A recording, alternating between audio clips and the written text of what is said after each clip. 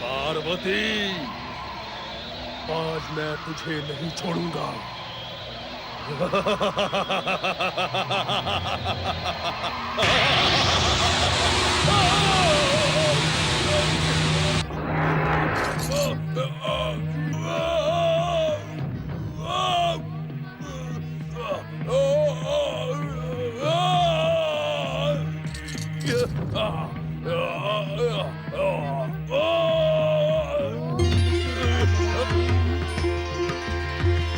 दुष्ट बुद्धि क्रोधासुर, शक्ति स्वरूपा माता पार्वती पर प्रहार करने वाला स्वयं ही नष्ट हो जाता है।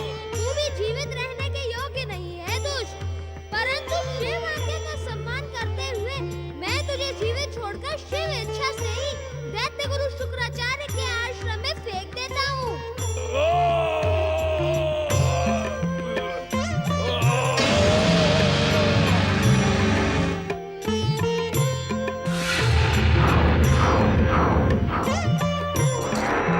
ओम महागणेशाय नमः।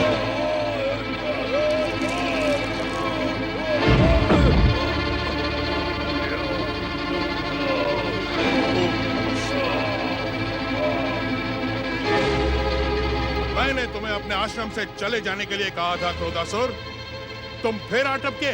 शुक्राचार्य, तुम्हारे कारण मेरी ये दुर्दशा हो रही है। तुमने पार्वती का नाम लेकर मेरे क्रोध को जगाया, तो क्या मैं उससे प्रतिशोध न लेता? यानी कि तुम माता पार्वती से? हाँ, मैं पार्वती से प्रतिशोध लेने लेखन पर्वत गया था, किंतु वह एक मायावी ज्योति ने मुझे उखाड़कर यहाँ फेंक दिया। मैं पार्वती को छोड़ूंगा नहीं। ऐसी भूल ना कर मूर्ख, अन्यथा अपने जीवन से हाथ धो बैठेगा। अपमान के इस कड़वे घूंट को पीने से अच्छा है मैं पार्वती से प्रतिशोध देकर अपने जीवन का बलिदान कर दूं। नहीं क्रोधासुर, मैं तुझे ऐसा नहीं करने दूंगा।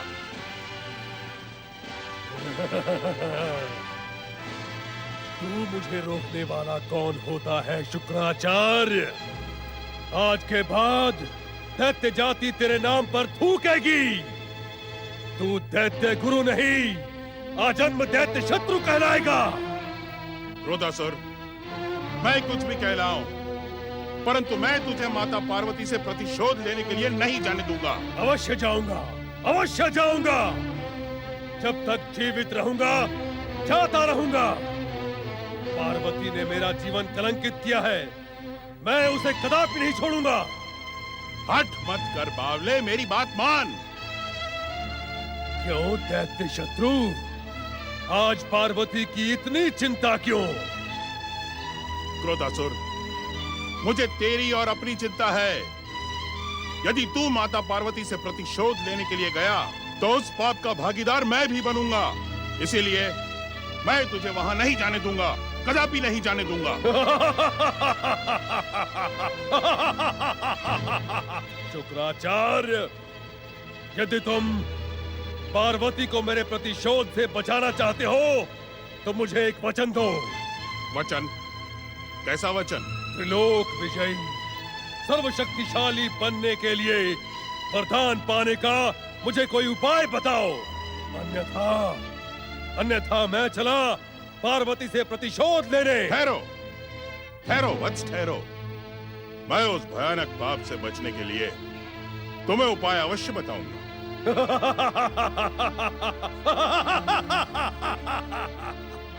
परम शक्तिशाली त्रिलोक विजयी सिंधु दैत्य ने सूर्य देव की आराधना करके इच्छित वरदान पाया था। वत्स क्रोधासुर, तुम भी सूर्य देव की आराधना करके उनसे अपना इच्छित वरदान प्राप्त कर सकते हो।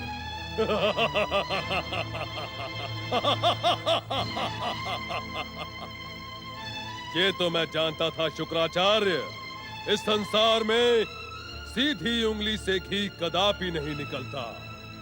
किंतु अब मुझे बताओ, सूर्य आराधना के लिए मुझे क्या करना होगा? क्रोधासुर, किसी पर्वत पर बैठकर ओम सूर्याय नमः, ओम आदित्याय नमः, ओम हिरण्यगर्भाय नमः के मंत्र का जाप करते हुए अपनी तपस्या प्रारंभ करो। सूर्य देव की कृपा से तुम्हारा कल्याण अवश्य होगा।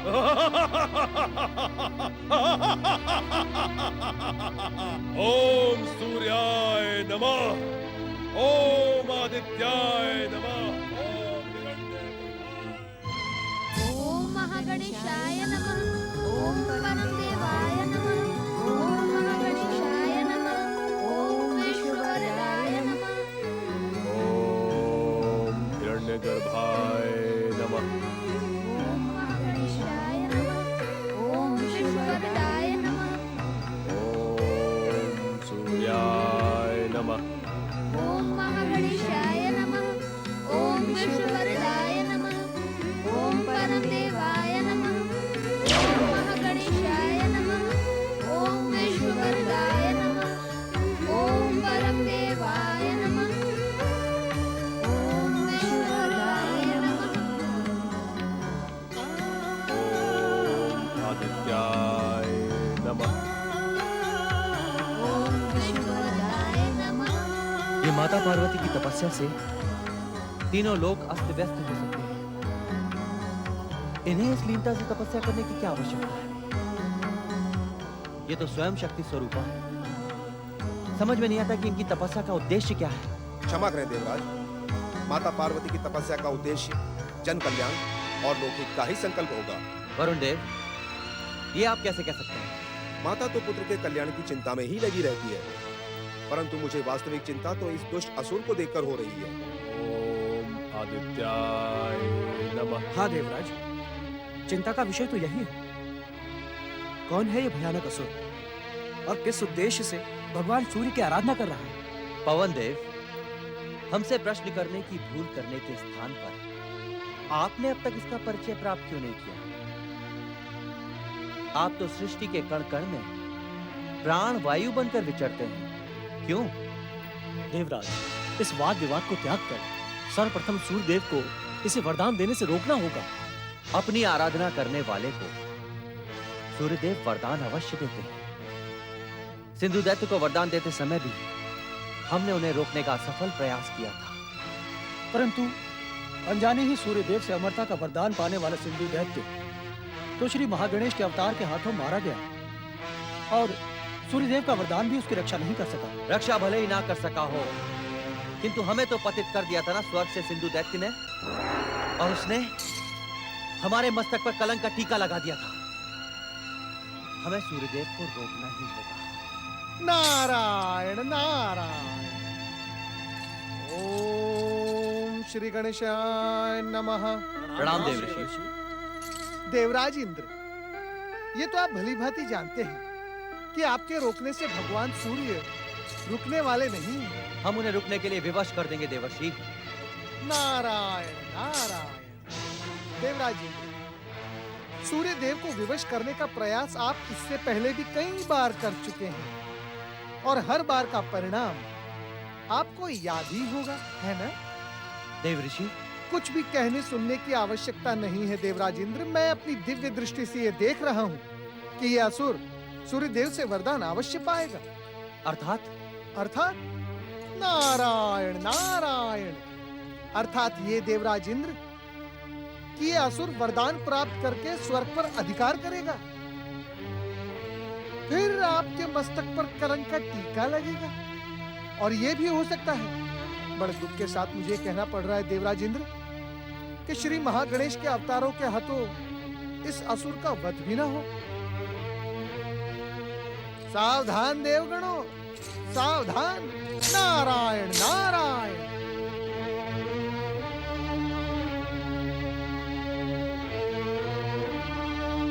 देवराज, अब क्या होगा?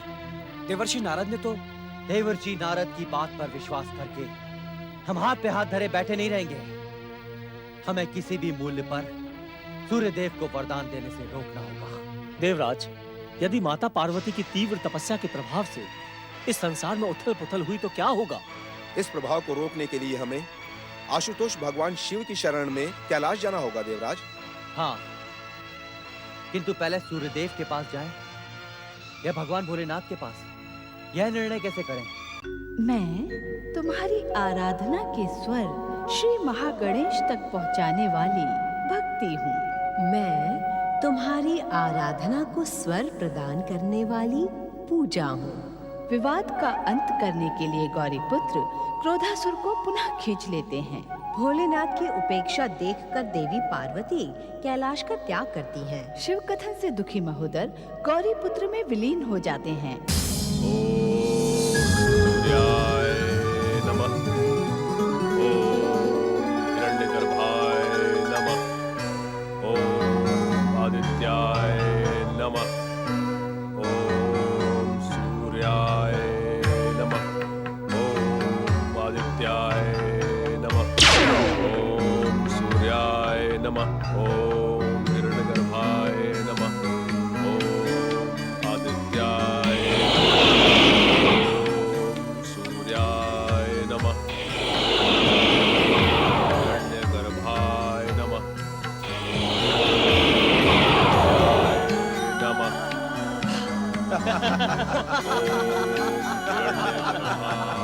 देखा, देखा आप लोगों ने, हमारे भैया सूर्यदेव का प्रेम देखा आप लोगों ने। उन्होंने हमारे इस घोर शत्रु को अपनी ज्वालाओं से भस्म करने का निर्णय कर लिया है। देवगणों, अब हमारे समक्ष कोई संकट नहीं है, कोई संकट नहीं है। धन्य है भगवान सूर्यदेव, हमारी प्रार्थना से पहले ही उन्होंने हमारी मनोकामना पूरी कर दी। सूर्यदेव की जय हो। जय हो।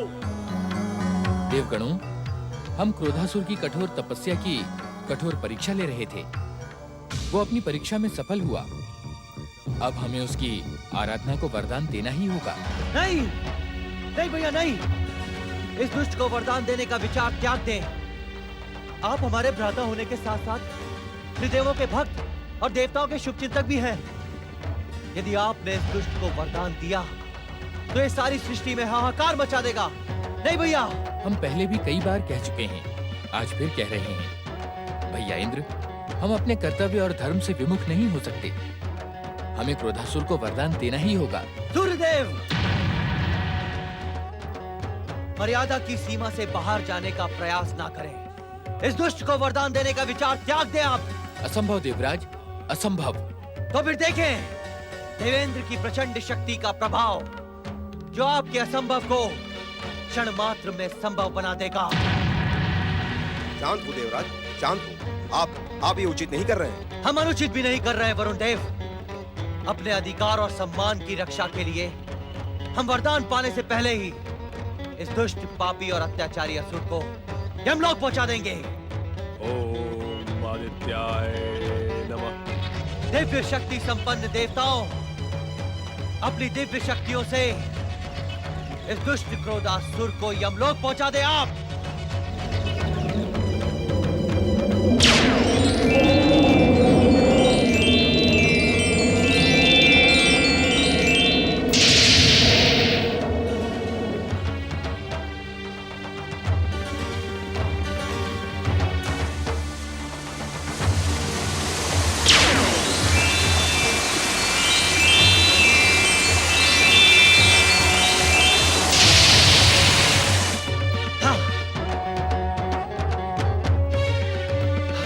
अग्निदेव,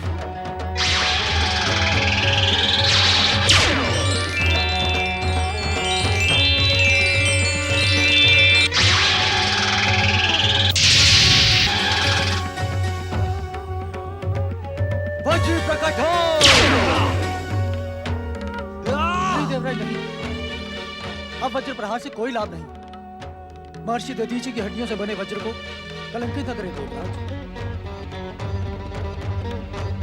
दुष्ट क्रोधासुर की तप शक्ति का रक्षा कवच एक नहीं अनेकों वज्र प्रहार को असफल कर सकता है।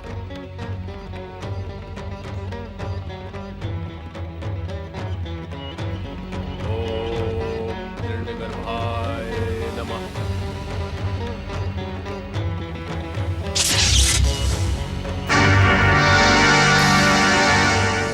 आदित्याय नमः। ओम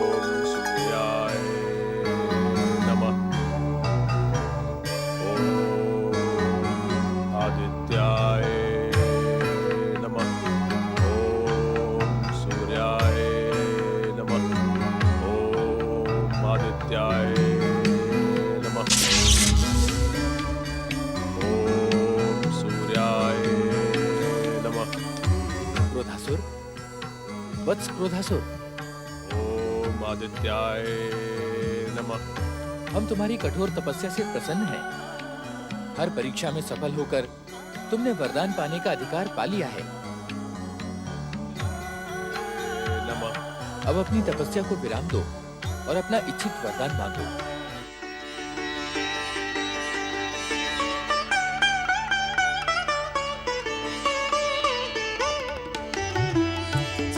प्रणाम सूर्यदेव।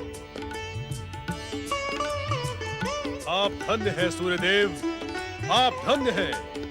वास्तव में असुरों और दैत्यों के आराध्य तो आप ही हैं। भगवान शिव ने स्वयं को हमारी दैत्य जाति का आराध्य घोषित करके पाखंड ही किया। हम यहाँ शिव निंदा सुनकर पापी बनने नहीं आए क्रोधासुर। अपनी कठोर तपस्या के परिणाम में वरदान पाना चाहते हो तो शीघ्र मांगो। हे सूर्यदेव, आप मुझे वही वरदान दीजिए जो आपने दैत्यराज सिंधु को दिया था। मैं अतुल्य आसुरी शक्ति लोक पर अधिकार करके सर्वशक्तिमान बनना चाहता हूँ। क्रोधासुर, सिंधु ने हमसे वरदान पाकर उसका दुरुपयोग किया था। अपने पापों के कारण ही हमसे वरदान पाकर हमारे वरदान को कलंकित करके श्री महागणेश के अवतार के हाथों मारा गया। अब हम अपने वरदान का दुरुपयोग नहीं होने देंगे। मैं कुछ समझा नहीं भगवान। क्रोधासुर, तुम हमसे वरदान पाकर इच्छित शक्तियां अवश्य प्राप्त करोगे, किंतु यदि श्री महागणेश के अवतारों के विरुद्ध उन वरदानी शक्तियों का प्रयोग किया तो तुम्हारी शक्तियां नष्ट हो जाएंगी। उचित यही होगा कि तुम विश्व को वरदान देने वाले श्री महागणेश और उनके अवतारों के प्रति भक्ति और सम्मान प्रकट करो। जो आज्ञा भगवान। जो कुछ आपने कहा है मैं वैसा ही करूंगा। भगवान, मुझे वरदान तो दे। तुम्हारी मनोकामना पूरी हो।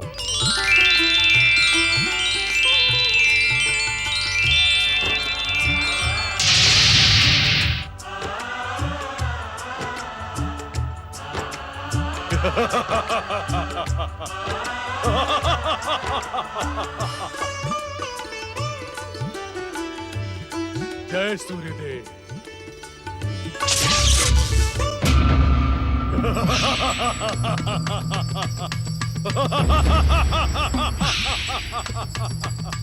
अब मैं सर्वशक्तिमान बन गया हूँ। अब मैं त्रिलोक का सम्राट बनूंगा। सबसे पहले स्वर्ग, उसके पश्चात पृथ्वी और उसके पश्चात पाताल पर अधिकार करके तीनों लोकों पर विजय प्राप्त करूंगा।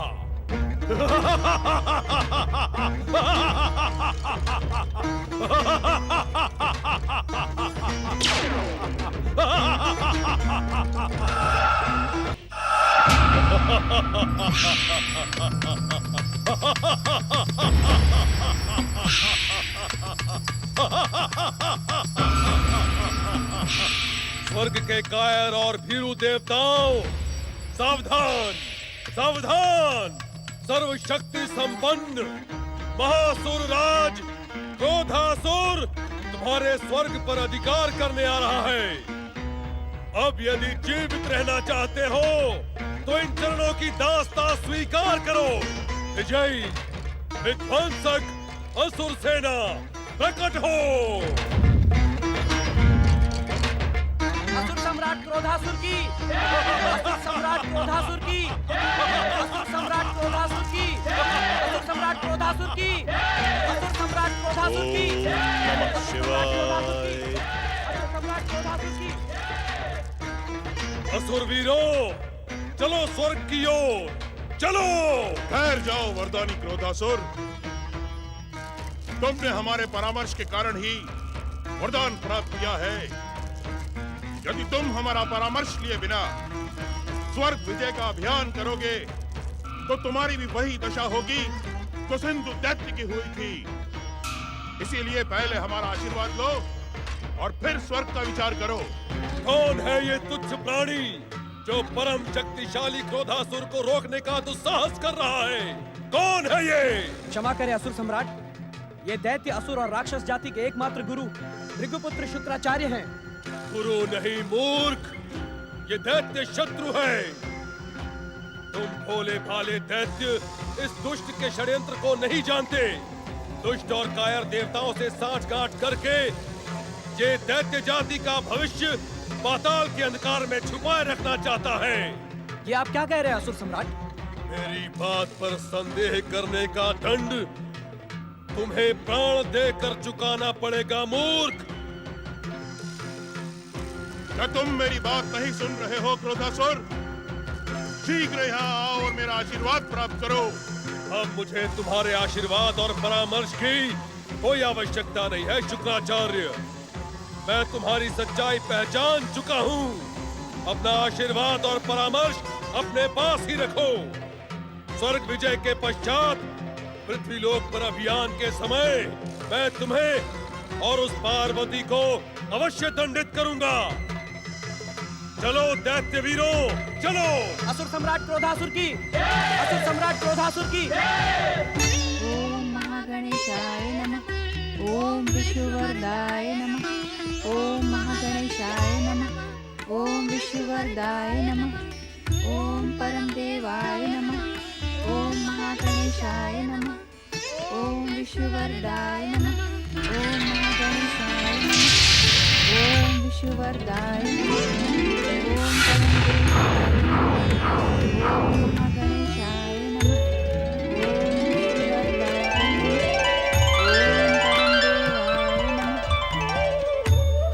तुम्हारी तपस्या सफल हुई माता। तुम्हारी तपस्या के कारण सह्याद्री पर्वत माला का ये क्षेत्र केवल तीर्थ नहीं, तुम्हारे गणेश का पुण्य धाम बन चुका है। पृथ्वी पर इसकी महानता उसी प्रकार होगी जिस प्रकार नक्षत्र लोक के मध्य गणेश लोक की है। माता, आंखें खोलकर अपने प्रिय पुत्र गणेश को एक नए रूप में देखो।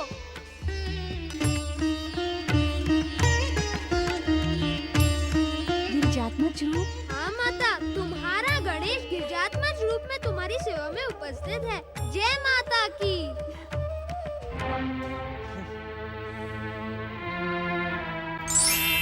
देवराज इंद्र की जय हो। कहे पवन देव, क्या देव गुप्तचरों की सूचना सत्य है? हाँ देवराज, सूर्य देव से वरदान पाकर कैलाश भूमि पर जन्मा क्रोधासुर क्रोध और उन्माद के साथ विध्वंसक असुर सेना लिए स्वर्ग की ओर बढ़ रहा है। हाँ, इसका तो मुझे पहले से ही अंदेशा था। भाई होकर भी सूर्य देव बार बार हम देवताओं की पीठ में छुरा भोंकने का अपराध करते हैं। उन्हें इस अपराध का दंड देना ही होगा देवगणों, देना ही होगा। क्षमा करें देवराज, इस समय सूर्यदेव की नहीं उस शत्रु की चिंता करें जो विध्वंसक और वरदानी शक्ति के साथ स्वर्ग की ओर बढ़ रहा है।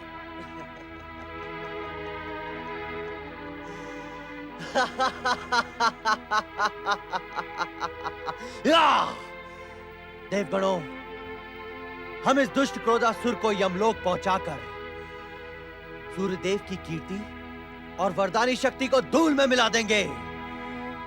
देवसेना, देवसेना प्रकट हो।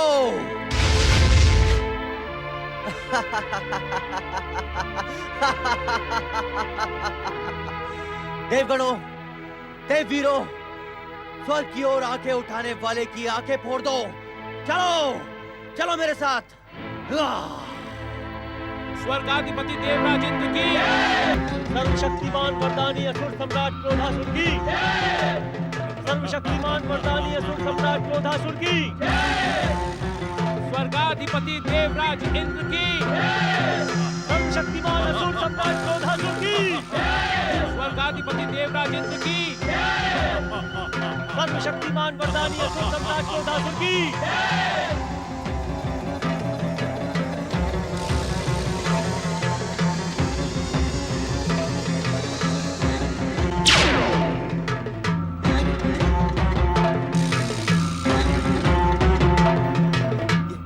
ये क्या देवराज, ये क्रोधासुर अकेले ही? मुझे तो इसके यहाँ आने में कोई षड्यंत्र दिखाई पड़ रहा है देवराज। देवराज, ये क्रोधासुर शक्ति संपन्न है, कहीं ऐसा ना हो। वरुण देव, आप पर ये कायरता शोभा नहीं देती। ये दुष्ट अपनी मौत की कामना लिए हमारे समक्ष आ रहा है। मेरे प्रहार इसकी मौत को इतना भयानक बना देंगे कि आने वाले भविष्य में दैत्य, असुर और राक्षस जाति का कोई भी योद्धा हमारे स्वर्ग की ओर आंख उठाने का दुस्साहस नहीं करेगा, नहीं करेगा।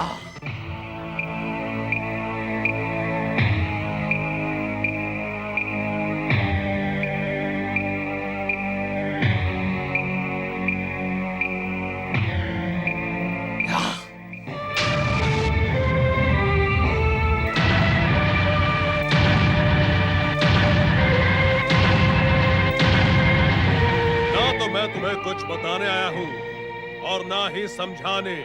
मैं केवल इतना कहने आया हूँ कि व्यर्थ का युद्ध और रक्तपात मुझे प्रिय नहीं। तेरी भलाई इसी में है मूर्ख कि तू स्वर्ग का सिंहासन मुझे सौंपकर मेरे इन चरणों की सेवा कर। हे दुष्ट, तेरी मौत तुझको यहाँ खींच लाई है। मूर्ख बुद्धि इंद्र, तेरी मूर्खता और कायरता तो सारे संसार में प्रसिद्ध है। तू जानता है कि मुझे सूर्य देव का वरदान प्राप्त है, फिर भी अपनी मूर्खता के कारण मेरी विध्वंसक शक्ति के सामने अनेक निर्दोषों के जीवन की बलि देना चाहता है। क्रोधासुर,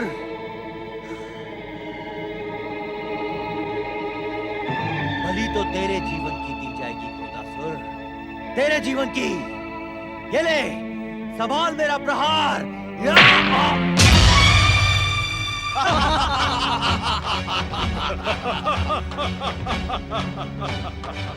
वज्र का भी प्रयोग करना चाहता है तो कर ले मूर्ख।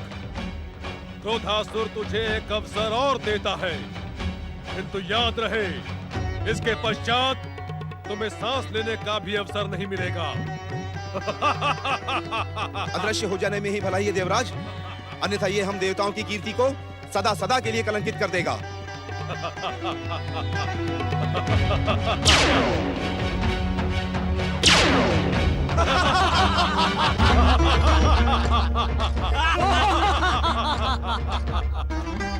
देव सैनिकों, क्रोधासुर की तुमसे कोई शत्रुता नहीं है। तुम्हारा स्वामी इंद्र कायरों के समान अपना मुंह छुपाकर यहाँ से भाग चुका है, तुम्हें मृत्यु के मुंह में धकेल कर।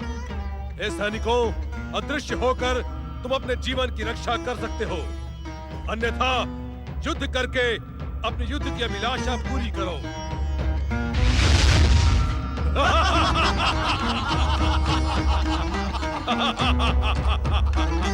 असुरवीरों, अब स्वर्ग हमारा है, किंतु याद रहे, स्वर्ग हमारा अंतिम लक्ष्य नहीं, किंतु लक्ष्य का प्रारंभ है।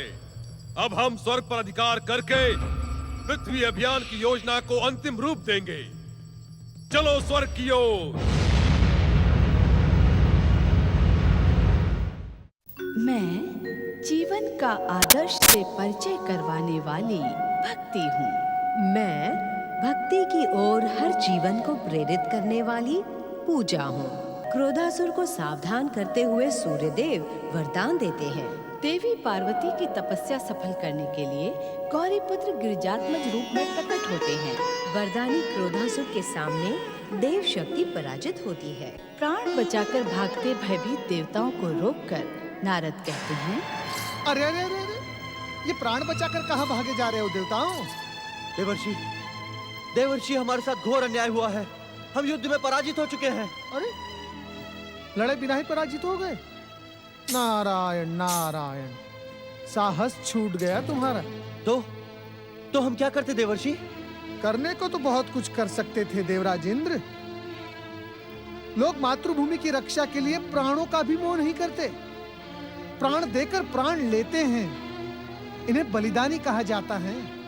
युद्ध भूमि में प्राण त्यागने वाले का नाम आदर से लिया जाता है देवराज इंद्र, और पीठ दिखा के भागने वाले को कायर और भीरू कहा जाता है देवराज इंद्र, भीरू। देवर्षि, अब हमें और अधिक अपमानित मत करिए। ये सब सूर्यदेव के वरदान के कारण हुआ है। नारायण नारायण, दूसरों के दोष ढूंढना इस संसार का सबसे सरल काम है देवराज इंद्र। तनिक अपने भीतर भी तो झांक के देखें, दुष्कर्म ही दुष्कर्म दिखाई पड़ेंगे देवराज। ये आप क्या कह रहे हैं देवर्षि? वही पवन देव जो सत्य है। क्या आपने स्वर्ग की सुरक्षा के लिए धर्म और भक्ति का आश्रय लिया? दुष्टों का संहार करने वाले श्री महागणेश को एक बार भी याद किया? नारायण नारायण, यदि आपने विघ्नहर्ता श्री गणेश और श्री महागणेश की शरण ली होती तो आज आपको यह दिन न देखना पड़ता देवराज इंद्र।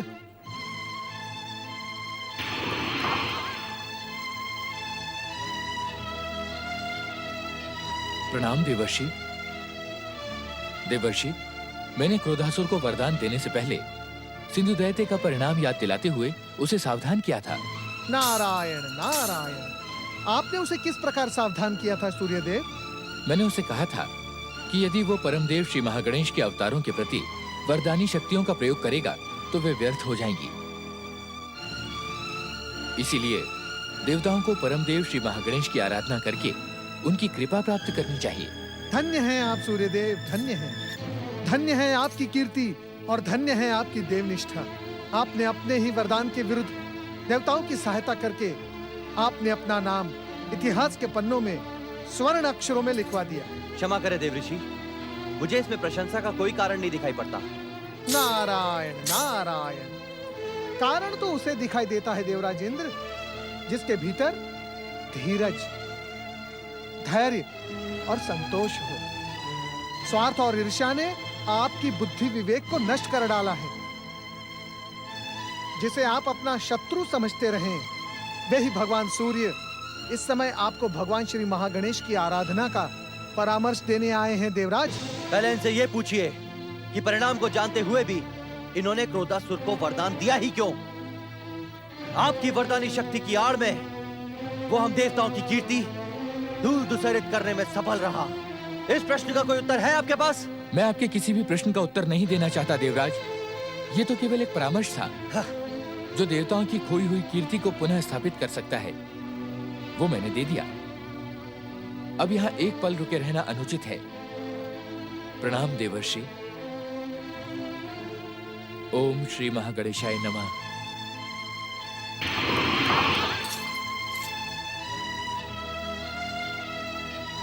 नारायण नारायण। देवराज इंद्र, जो सूर्य देव ने कही वही बात मैं भी कहूंगा। देवताओं को इस संकट से केवल परम देव श्री महागणेश ही उबार सकते हैं। अब आपका भविष्य आपके हाथों में है। जो उचित समझे वो आप करें। जय श्री महागणेश। देवराज, हमें तुरंत श्री महागणेश की आराधना प्रारंभ कर देनी चाहिए। इसके अतिरिक्त और कोई उपाय नहीं है।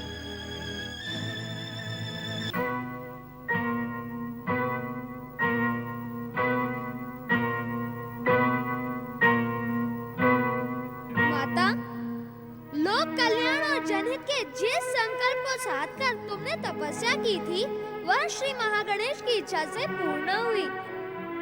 आज के बाद जो भी भक्त यहाँ आकर श्री महागणेश की महिमा का गुणगान करते हुए आपका स्मरण करेगा, उसे सर्व सिद्धियां प्राप्त होंगी, उसकी हर मनोकामना पूरी होगी, उसके जीवन से विघ्नों का अंत होकर सुख, समृद्धि और शांति की वर्षा होगी।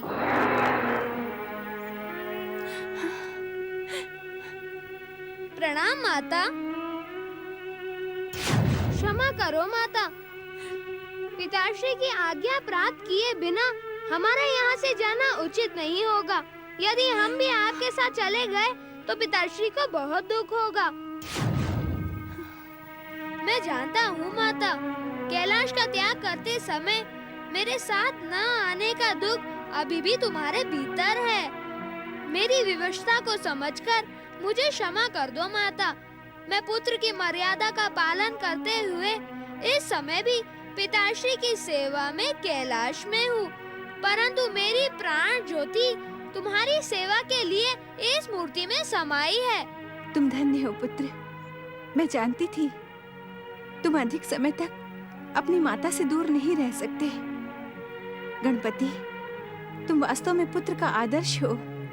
संसार की हर नारी तुम्हारे जैसा आज्ञाकारी पुत्र पाने की कामना करेगी। माता, आपने जिस उद्देश्य से कैलाश का त्याग किया वह पूरा हुआ। लोक कल्याण और जनहित के लिए की गई आपकी तपस्या सफल हुई। अब कैलाश लौट चलें। नहीं पुत्र, अब हम दोनों इस गणपति तीर्थ क्षेत्र में निवास करेंगे। यहाँ आने वाले भक्तों को कल्याण और आशीर्वाद देंगे। संसार में सत्य और भक्ति की अलख जगाएंगे।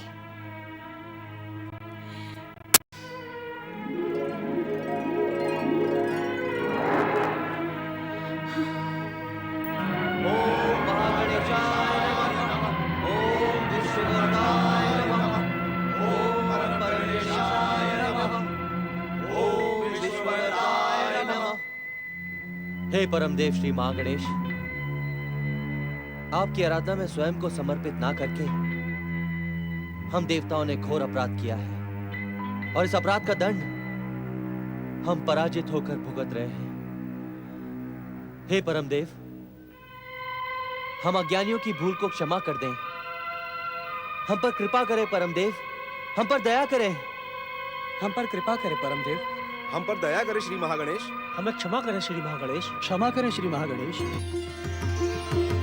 देवराज इंद्र, देवगणों,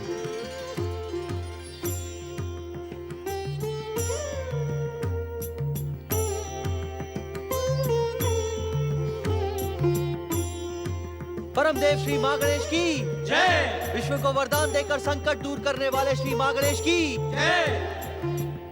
आपके कष्ट और संकटों का अंत करने वाला हमारा लंबोदर अवतार तब तक प्रकट नहीं होगा जब तक देवी पार्वती अपने मूल धाम कैलाश नहीं लौटेंगी।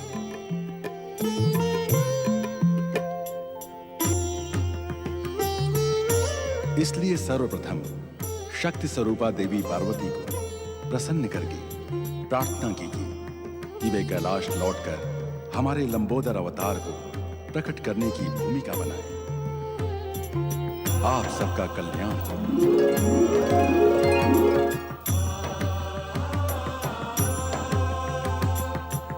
देवताओं, हमें इसी समय सह्याद्री पर्वत जाकर माता जगदम्बा पार्वती को प्रसन्न करना होगा, उनसे प्रार्थना करनी होगी।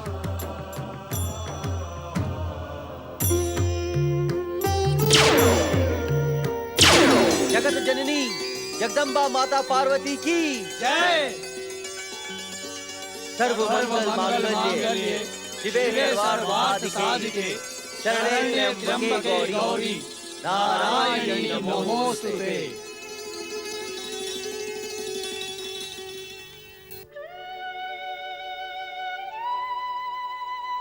देवराज, देवगण, गिरिजात्मज गणपति तीर्थ में आप सबका स्वागत है।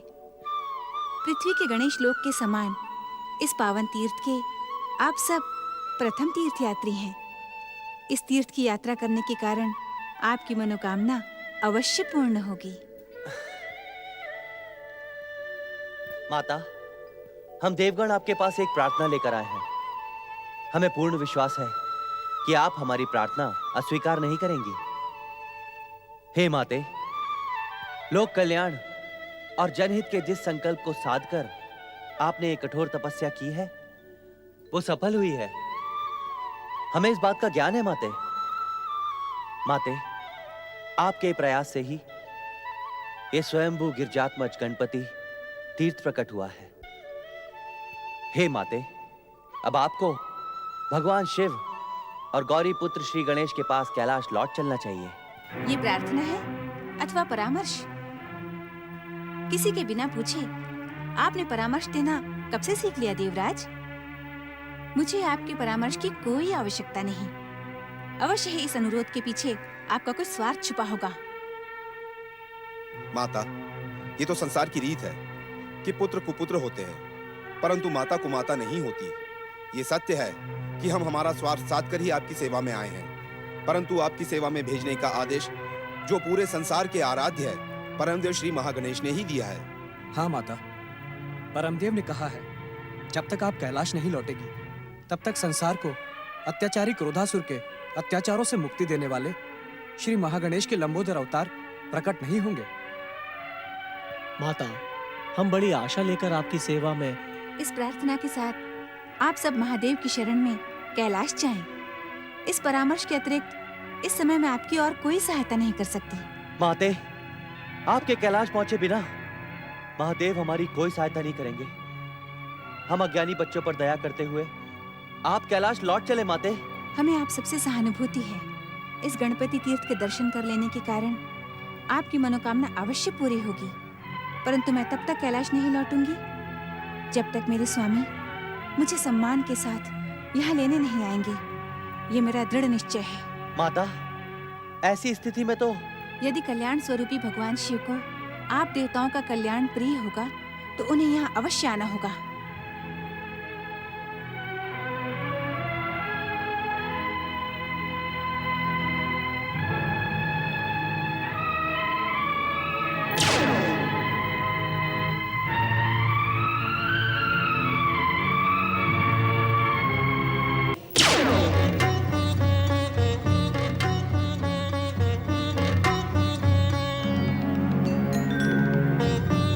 करें देवराज, हम तो भगवान शिव की शरण में कैलाश जाने के लिए निकले थे, फिर आप मार्ग में क्यों रुक गए? मैं महादेव की शरण में जाने का साहस नहीं जुटा पा रहा हूं, नहीं जुटा पा रहा हूं। देवगणों, ऐसा प्रतीत होता है कि भगवान शिव और माता पार्वती किसी कारणवश एक दूसरे से रुष्ट हैं। इस बात का आभास मुझे भी है देवराज, परंतु संकट के इस समय में हमें केवल भगवान भोलेनाथ ही बचा सकते हैं। हमें भय का त्याग करके उनकी शरण में। अग्निदेव, आशुतोष भगवान शिव का रोष सारे संसार में प्रसिद्ध है। उनके ध्यान में बाधा डालने वाले कामदेव को उन्होंने भस्म कर दिया था। कहीं ऐसा ना हो कि वो हमारी प्रार्थना ठुकराकर हमें भी दंडित कर दे? नहीं देवराज, नहीं। हमारी प्रार्थना के पीछे तो परमदेव श्री महागणेश का मार्गदर्शन है। परमदेव का मार्गदर्शन तो देवी पार्वती की सेवा में जाने का था, परंतु उन्होंने हमारी बात नहीं मानी। देवगणों, मुझे भगवान शिव के समीप जाने का परामर्श ना दो। हम सचमुच घोर धर्म संकट में फंस चुके हैं देवगणों। नारायण नारायण। प्रणाम देव ऋषि। ओम महागणेशाय नमः। देवराज इंद्र, इस संसार के हर संकट और हर धर्म संकट से उबारने वाले केवल श्री महागणेश ही हैं। ऐसा लगता है कि अपने स्वार्थ की भावना में बहते हुए आपने सच्चे मन से श्री महागणेश की आराधना नहीं की है, अन्यथा आप ऐसे विचित्र धर्म संकट में नहीं पड़ते। किंतु अब हम क्या करें देवर्षि? देवर्षि, हमें केवल आपका सहारा है। आप ही हम देवताओं के सच्चे मार्गदर्शक हैं। हमारा मार्गदर्शन करें देवर्षि। इस धर्म संकट से हम देवताओं को उबारने का मार्ग आपके सिवा और कोई नहीं दिखा सकता देव ऋषि। मझधार में डूबती हमारी नैया को अब आप ही पार लगा सकते हैं। हम पर दया करें देव ऋषि। नारायण नारायण। आश्चर्य, घोर आश्चर्य देवताओं, घोर आश्चर्य। आप लोगों के भीतर ये जो बुद्धि, विवेक और विनम्रता है, ये तभी जागती है जब आप किसी संकट के दलदल में डूबने लगते हैं। यदि सामान्य परिस्थिति में भी आपकी बुद्धि, विवेक और विनम्रता, इन सब का आप सहारा लें, तो संकट आपके आसपास आने का भी साहस नहीं कर सकता देवताओं। देवर्षि, माता पार्वती ने? नहीं नहीं देवराज, इस समय तो भगवान भोलेनाथ के पास जाने का परामर्श मैं भी नहीं दूंगा आपको। भगवान भोलेनाथ के ध्यान में बाधा डालकर आप उनकी कृपा के नहीं, दंड के पात्र बन जाओगे। देवर्षि, फिर हम क्या करें? कहां जाएं हम देवगण? नारायण नारायण। कहीं ना कहीं तो जाना ही होगा ना देवराज इंद्र, क्योंकि बात अब केवल स्वर्ग पर अधिकार तक सीमित नहीं है। स्वर्ग सिंहासन पर बैठकर क्रोधासुर अत्याचारी हो गया है। निर्दोष प्राणियों के प्राण बचाने के लिए कोई ना कोई उपाय तो करना ही होगा। देवर्षि, हमारी व्याकुलता का अंत करने के लिए और संसार की रक्षा करने के लिए शीघ्र अतिशीघ्र कोई उपाय बताएं। देवराज, देवगणों, इस समय तो आप परमपिता ब्रह्मा जी और श्री हरि विष्णु की शरण में जाएं। वे आपको इस धर्म संकट से अवश्य मुक्ति दे सकते हैं। नारायण नारायण। देवर्षि का परामर्श उचित है। हमें परमपिता ब्रह्मा की कृपा और श्री हरि के बैकुंठ द्वार ने कभी निराश नहीं किया। ओम गणेशाय नमः।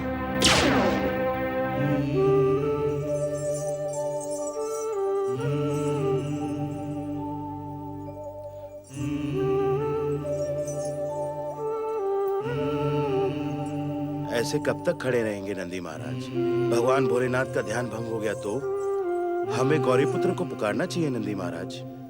ठीक है भृंगी, हम गौरीपुत्र को पुकारते हैं, परंतु तुम उनकी सूंड की तरफ एकटक देखते रहना।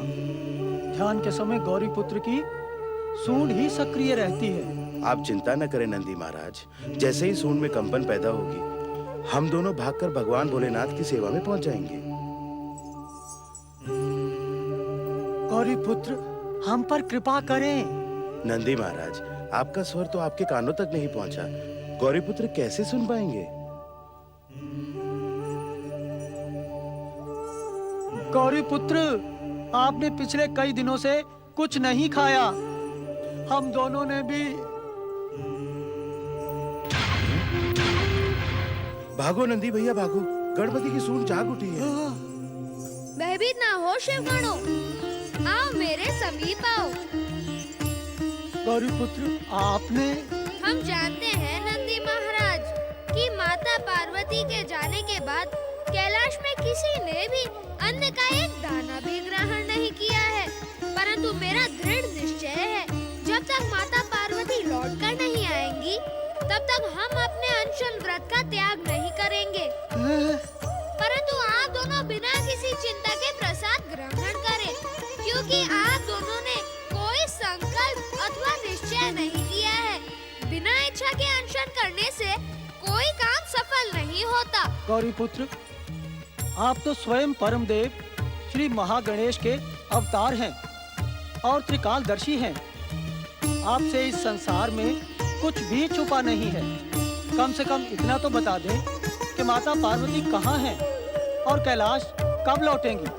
हम सब एक समान माता की प्रतीक्षा कर रहे हैं। आप भोलेनाथ से प्रार्थना करें कि माता शीघ्र लौट कर आए। गौरीपुत्र, आप दोनों के कार्य निर्धारित हो चुके हैं। यदि आप दोनों के भीतर माता के लौटने की उत्सुकता है, तो जो कुछ हमने कहा है वही कीजिए।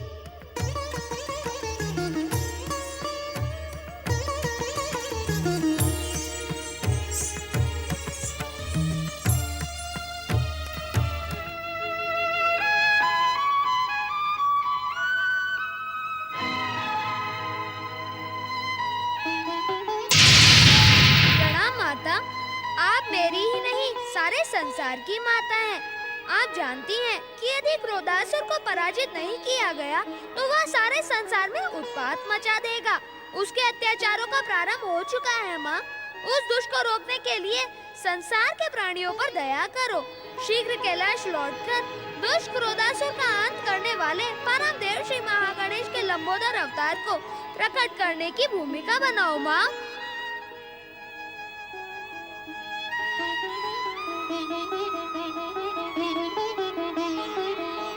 मंगल मूर्ति, तुम्हारे पिता श्री शिव शंकर भी तो इस संसार के लिए पिता के समान हैं।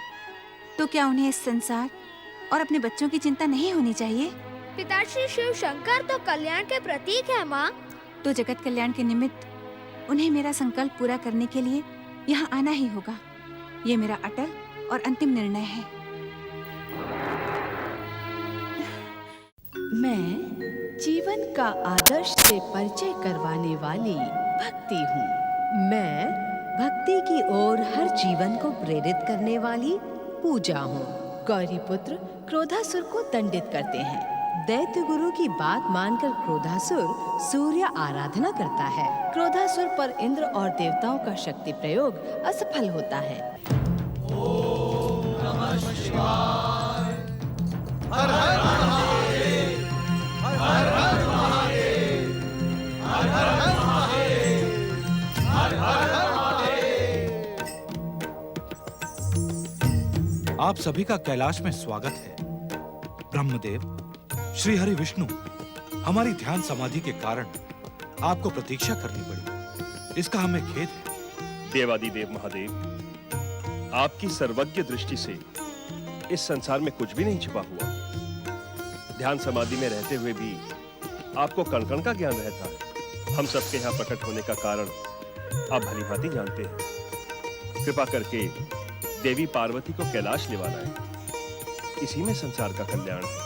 हे महादेव, विश्व को वरदान देने वाले श्री महागणेश की भविष्यवाणी हो चुकी है। दुष्ट और अत्याचारी क्रोधासुर को श्री महागणेश के लंबोदर अवतार ही दंडित कर सकते हैं। इसीलिए श्री हरि विष्णु, ब्रह्मदेव, अब तक जो कुछ भी हुआ है वो श्री महागणेश की इच्छा और संकेत से ही हुआ है। आगे भी जो कुछ होगा वो श्री महागणेश की इच्छा और लीला के अनुसार ही होगा। चिंतित होने का कोई कारण ही नहीं है।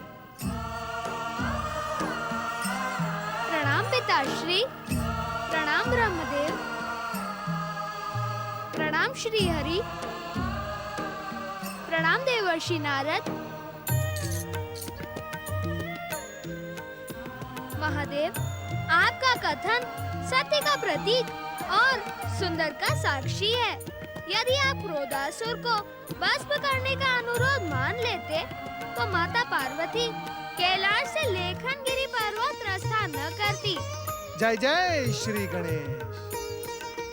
यदि शिव लीला के कारण माता पार्वती लेखनगिरी पर्वत ही ना जाती, तो गिरजात्मज तीर्थ प्रकट ही न होता और फिर आने वाले युगों में असंख्य गणेश भक्त अपनी कामना पूर्ति और भक्ति से वंचित रह जाते। महादेव, अब तो आपको भी परम देव श्री महागणेश की इच्छा का संकेत मिल चुका होगा। मैं तो पिछले लंबे समय से इसी अवसर की प्रतीक्षा कर रहा था। इस घटनाक्रम में जो कुछ भी घटित हुआ, उसमें परम देव श्री महागणेश की इच्छा और आपकी लीला ही प्रभावी थी। तुम सत्य कह रहे हो पुत्र। हम त्रिदेव भी श्री महागणेश द्वारा रचित सृष्टि के विधान के अनुसार ही कार्य करने के लिए प्रतिबद्ध हैं। तो अब देवताओं के साथ ही साथ संसार के कल्याण का महायज्ञ संपन्न करने की कृपा करें महादेव। अवश्य। हम आप सबकी इच्छा का सम्मान करते हुए देवी पार्वती का संकल्प अवश्य पूरा करेंगे।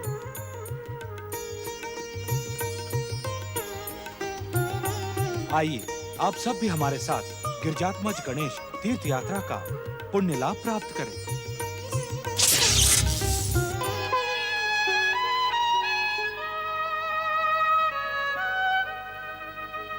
शक्ति स्वरूपा जगदम्बा माता पार्वती की जय। शक्ति स्वरूपा जगदम्बा माता पार्वती की जय। सर्वमंगलमांगल्ये शिवे सर्वार्थ साधिके शरण्ये त्र्यंबके गौरी नारायणे नमोस्तुते। शक्ति स्वरूपा जगदम्बा माता पार्वती की जय। शक्ति स्वरूपा जगदम्बा माता पार्वती की जय। शक्ति स्वरूपा जगदम्बा माता पार्वती की जय। इधर उधर क्या देख रही हो देवी पार्वती? हम तो सदा ही तुम्हारे निकट रहते हैं। अपितु हम तुम में और तुम हम में समाये रहते हैं। सांसारिक दृष्टि से भिन्न भिन्न शरीर होते हुए भी शिव शक्ति अभिन्न है। पति परमेश्वराय नमो नमः। जय माता की। माता, पिता श्री महादेव के आ जाने के कारण तुम्हारा ये संकल्प भी पूरा हुआ। त्रिदेव ब्रह्मा विष्णु महेश और जगदम्बा माता पार्वती की नारायण नारायण। देवराज इंद्र, देखा आपने? देखा इस तीर्थ की महिमा को देखा? माता पार्वती ने पहले ही कहा था कि इस तीर्थ की यात्रा करने के कारण आपकी मनोकामना अवश्य पूर्ण होगी। देवर्षि, हम इस परम पावन तीर्थ स्थल के दर्शन पाकर धन्य हो गए। इससे शुभ अवसर और क्या हो सकता है देवराज इंद्र कि इस पावन तीर्थ क्षेत्र पर एक साथ ब्रह्मा विष्णु महेश उपस्थित हैं। त्रिदेव, आपका एक परम भक्त नारद आपसे एक प्रार्थना करना चाहता है। हम तुम्हारी प्रार्थना सुनने के लिए उत्सुक हैं नारद। परम पिता, पृथ्वी के गणेश लोक के समान इस पावन तीर्थ की यात्रा करने वाले यात्रियों को आप त्रिदेवों की भी पुण्य कृपा प्राप्त होनी चाहिए। अवश्य। आज के बाद गिरजात्मज मूर्ति के दर्शन करने वाले भक्त सत्य की शक्ति से प्रेरित होकर संसार का ऐश्वर्य भोग करेंगे। मेरी व्रत शक्ति के प्रभाव से इस तीर्थ की यात्रा करने वाले भक्तों का जीवन सुख शांति से परिपूर्ण होगा। दर्शन की अभिलाषा लेकर यहाँ आने वाली जीवात्मा आवागमन से मुक्ति पाकर अपना इच्छित धाम प्राप्त करेगी। गिरजात्मज तीर्थ की यात्रा करने वाले भक्त मेरी कल्याणकारी कृपा के अधिकारी होंगे। अब तो सबके संकल्प और मनोरथ पूरे हो गए, पर तीर्थ यात्रा में आने का प्रसाद तो अब तक नहीं मिला। माता, हम सबका अनशन व्रत भी सफल हो चुका है। अब तुरंत कैलाश चलकर अपने हाथों से बने मोदक इस तीर्थ यात्रा के प्रसाद के रूप में हम सबको खिलाओ। नारायण नारायण। और प्रसाद के साथ ही साथ अत्याचारी क्रोधासुर का अंत करने वाले श्री महागणेश के लंबोदर अवतार को प्रकट करने की भूमिका भी बनाए माता। अवश्य।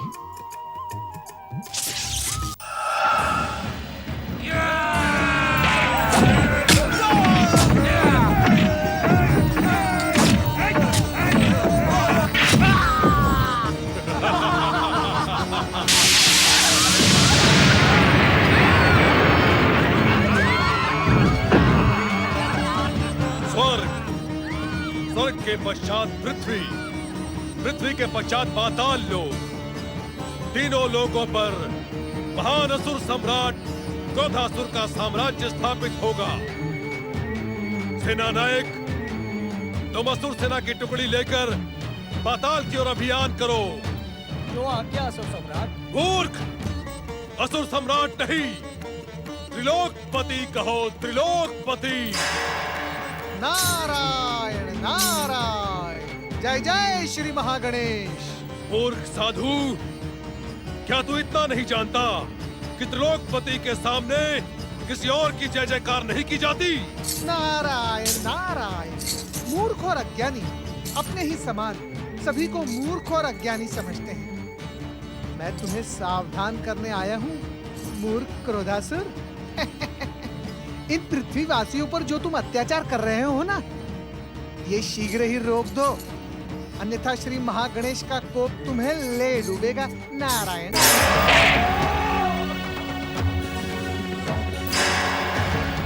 अरे मंद बुद्धि क्रोधासुर, यदि अपना भला चाहते हो तो शीघ्र ही स्वर्ग का सिंहासन देवराज इंद्र को सौंपकर पृथ्वी पर अत्याचार करना बंद करो, अन्यथा तुम्हारी क्या दुर्दशा होगी ये तो भगवान श्री महागणेश ही जानते हैं। पहले अपनी दुर्दशा की सोच, चोटी वाले साधु। मेरा क्रोध तेरे शरीर के इतने टुकड़े करेगा जितने कि तू सोच भी नहीं सकता।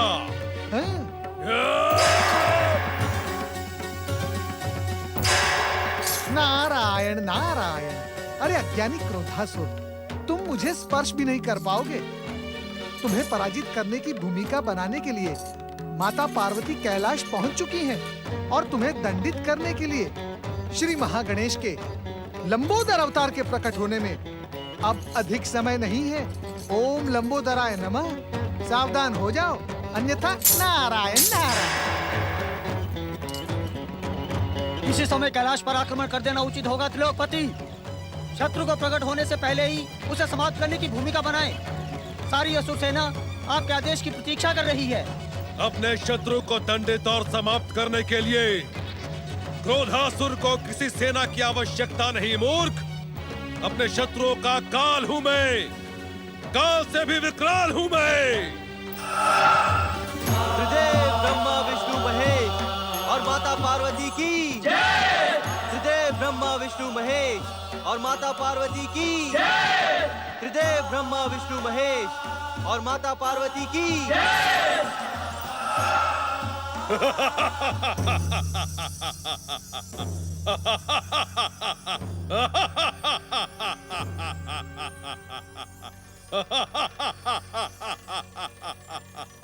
मैं वरदानी क्रोधासुर अपने परम शत्रु महागणेश की इच्छा कदापि पूरी नहीं होने दूंगा।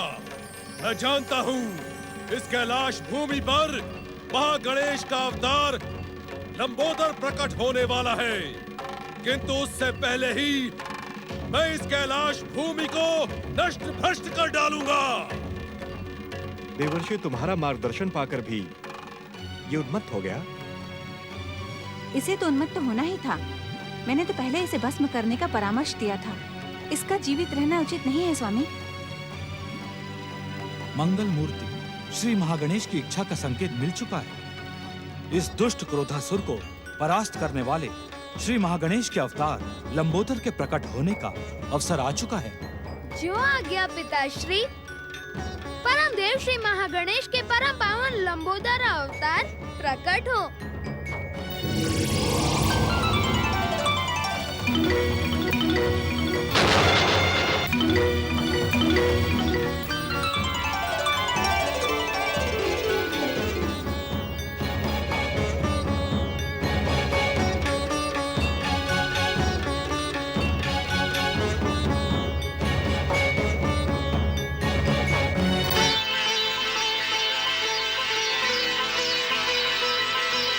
श्री महागणेश की परम देव श्री महागणेश की श्री महागणेश की इच्छा का ज्ञान तो तुम्हें भली भांति है लंबोदर। उनके अवतार का उद्देश्य पूर्ण करने का समय आ चुका है। जो आज्ञा पिताश्री।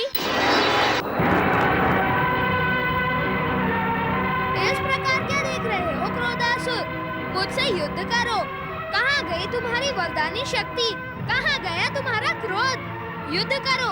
मैं तुमसे युद्ध करने के लिए ही यहाँ प्रकट हुआ हूँ। यदि युद्ध का साहस न हो तो अपने अपराधों की क्षमा मांगकर पाताल चले जाओ। नहीं, न मैं पहले पाताल गया था, न पाताल जाऊंगा। मैं त्रिलोकपति हूँ, तीनों लोकों का सम्राट हूँ। स्वर्ग के सिंहासन पर मैं ही बैठूंगा। तू कौन होता है मुझे पाताल भेजने वाला? मुझे पहचानने में भूल न कर मूर्ख क्रोधासुर।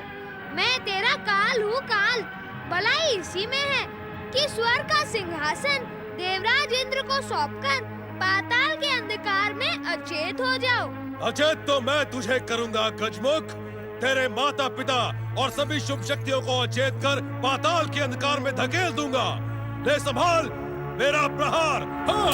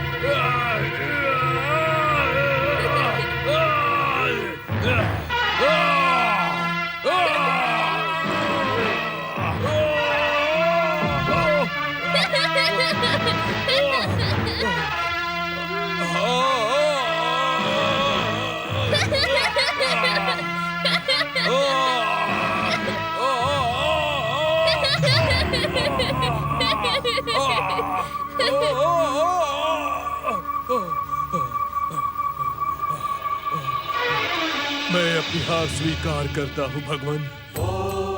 हे लंबोदर, मुझे क्षमा कर दीजिए, मुझे क्षमा कर दीजिए, मुझे क्षमा कर दीजिए भगवान, मुझे क्षमा कर दीजिए।